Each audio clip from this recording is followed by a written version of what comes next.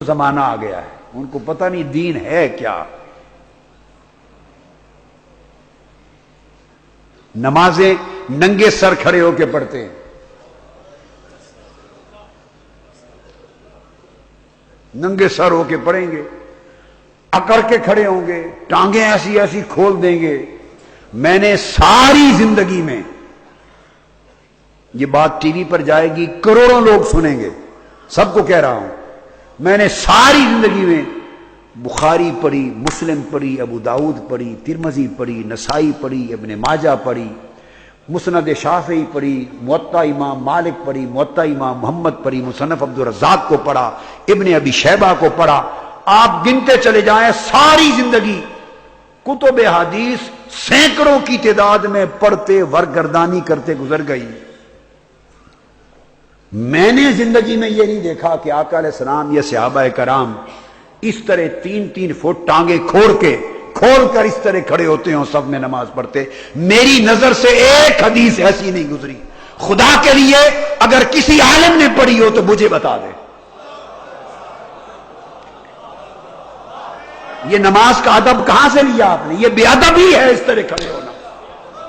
3-3 fit ٹانگیں چوڑی کر دیتے ایسی، اور لوگوں کو مارتے ہیں ٹانگ، تم بھی اتنی چوڑی کرو ایسے۔ یہ بے ادبی کا طریقہ ہے کھڑے ہونے کا، اکڑ جانا، سر کا ننگا کر لینا، ٹانگیں کھول دینا۔ یہ تو غرور ہے، تکبر ہے، تمکنت ہے، بڑا پن لگتا ہے۔ کہتے ہیں کہ یہ شیطان گزرتا ہے، شیطان کا راستہ بند کرتے ہیں۔ نادان لوگوں، یہ نصیحت کر رہا ہوں، تنقید میں نہیں کیا کرتا، میں کبھی کسی پہ تنقید نہیں کرتا، میں تو نصیحت کرتا ہوں۔ میری سمجھ میں یہ بات نہیں آئی، آپ نے اپنی ٹانگیں 3-3 فٹ کھول دی، ساروں نے کھول دی، شیطان کا راستہ روکنے کے لیے کہ درمیان سے کہیں نہ گزر جائے، اور آپ کی ٹانگوں کے اندر سے بھی شب گزرتا پھرے۔ آپ نے اتنی چوڑی کر دی، آپ کے نیچے سے گزرتا پھرے، پورا محراب بنا دیا آپ نے، ایک 4-4 فٹ ٹانگیں کھول کر، تو آپس کے درمیان کے راستے بند کر رہے ہیں۔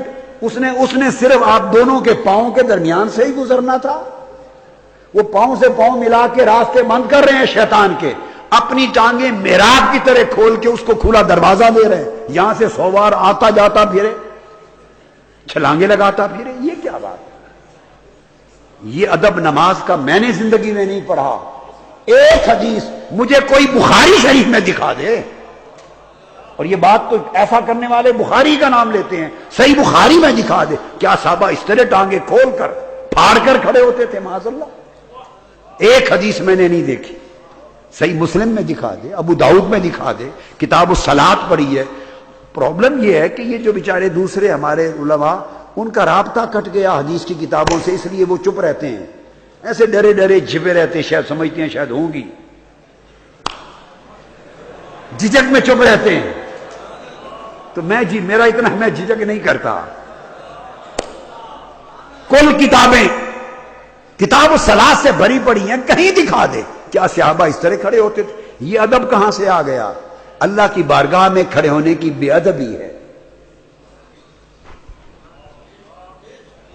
پھر اوپر اٹھائی ہوئی ہیں ساری، آدھی ٹانگیں گوڈے کے قریب تک وہ ننگی ہیں، اچھی بڑی موٹی موٹی پنڈلیاں ہیں، سر ننگے ہیں، ٹانگیں کھولی ہوئی ہیں۔ میں تو کبھی دل دہل جاتا، اللہ کی حضور پیش ہونے کا یہ ادب ہے؟ ہائے ہائے ہائے۔ اور جو ادب کے ساتھ پیش ہوتے تھے وہ تیلے کی طرح لگتے تھے۔ ہائے ہائے، ان پہ گریہ و زاری ہوتی تھی، روتے تھے، چیختے تھے، آہو بکا کرتے تھے۔